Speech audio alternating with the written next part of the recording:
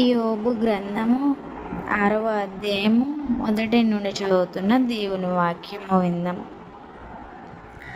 దానికి యోబు ఇట్లని ప్రత్యుత్తరం ఇచ్చెను, నా దుఃఖము చక్కగా తోచబడును గాక, దాని సరిచూచుటకై నాకు వచ్చిన ఆపద త్రాసులో పెట్టబడును గాక.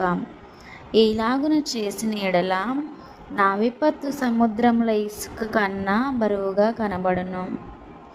అందువలన నేను నిరర్ధకమైన మాటలు పలికితిని. సర్వశక్తుడగు దేవుని అంబులో నాలో చొచ్చెను.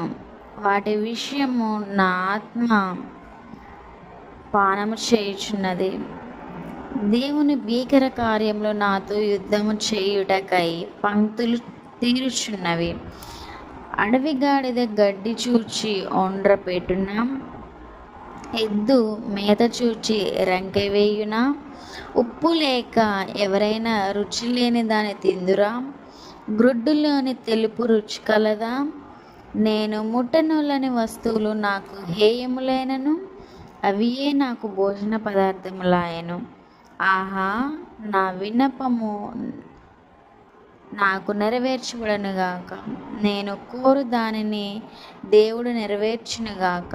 దేవుడు తన ఇష్టానుసారముగా నన్ను నలుపునుగాక. చేయి జాడించి ఆయన నన్ను నిర్మూలము చేయునుగాక. అప్పుడు నేను పరిశుద్ధ దేవుని మాటలు ఒప్పుకొనకుండా లేదని నేను ఆదరణ పొందుదును. మరియు నేనెంత వేదన పడుచుండినో దాన్ని బట్టి హర్షించుదును. నా బలము ఏపాటిది, నేను కనిపెట్టుకొనుట ఎలా?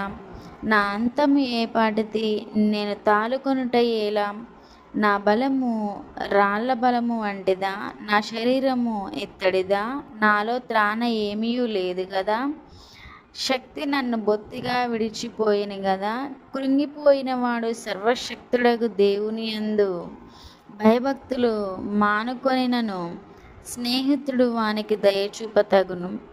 నా స్నేహితులు ఎండిన వాగు వలెను, మాయమైపోవు జల ప్రవాహము వలెను నమ్మకూడని వారైరి. మంచు గడ్డలుండుట వలనను, హిమము వాటిలో పడుట వలనను అవి మురికిగా కనబడును. వేసవి రాగానే అవి మాయమైపోవును. వెట్ట కలుగగానే అవి తమ స్థలమును విడిచి ఆరిపోవును. వాటి నీళ్లు ప్రవహించు దారి త్రిప్పబడును. ఏమీయూ లేకుండా అవి ఇంకిపోవును.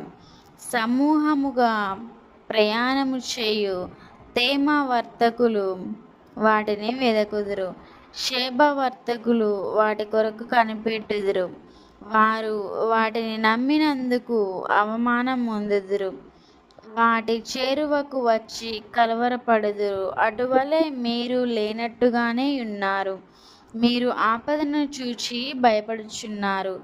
ఏమైనా దయచేయుడని నేను మిమ్మును అడిగితినా? మీ ఆస్తిలో నుండి నా కొరకు బహుమానం ఏమైనా తెమ్మని అడిగితినా? పగవాని చేతిలో నుండి నన్ను విడిపింపమని అడిగితినా? బాధించు వారి చేతిలో నుండి నన్ను విమోచించుడని అడిగితినా?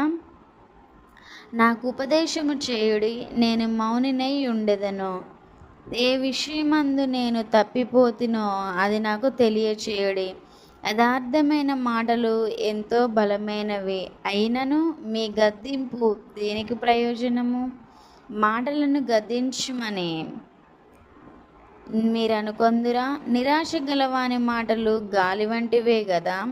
మీరు తండ్రి లేని వారిని కొనుటకై చిట్లు వేయుదురు. మీ స్నేహితుల మీద బేరము సాగింతురు.